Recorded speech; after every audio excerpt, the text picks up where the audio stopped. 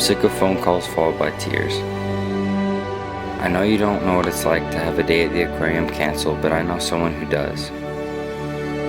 This poem was meant for the ash-filled lungs, the lives lived within reach of the nearest prescription, or any other addiction you can creatively gift wrap in a metaphor. I know you don't see it right now, but take it from a 9-year-old boy that saw that social drink 20 years down the road. And I hear that poetry is all about being real. So I want to tell you about a 4th grader full of dreams that learned to stomach the reality of an empty seat at every major milestone his life would have to offer. But to do that, I need to tell you about Nude.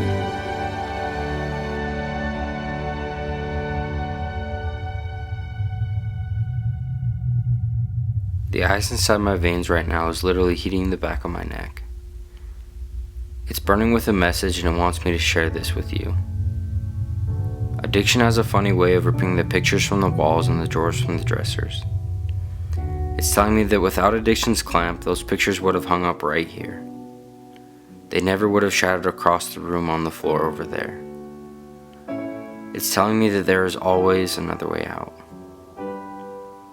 The fire beneath the cracked seal and tucked in under the cotton swab, that pain-relieving pop, it burns holes in family walls.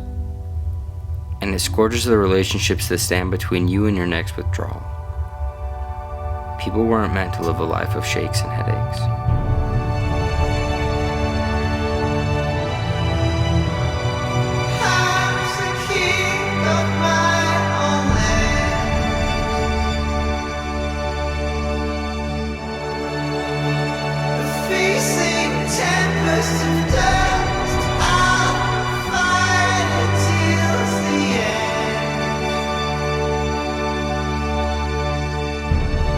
Creatures of my dreams raise up and dance with me.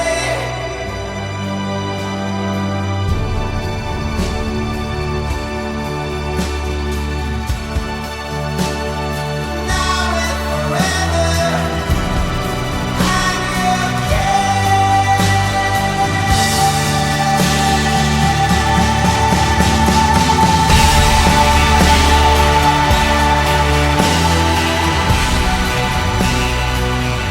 As a 9-year-old, I remember every note your keyboard was capable of conjuring. I remember sitting on the couch and watching the windows shake as your music filled the neighborhood. But then, I remember sitting at your funeral. For the first time realizing that Billy Joel wrote the song, but somehow, some way, you always were and always will be the piano man. I remember the way your video camera never stopped rolling. But then on August 1st it did. The hardest part for me is remembering the boutonniere I left on your casket.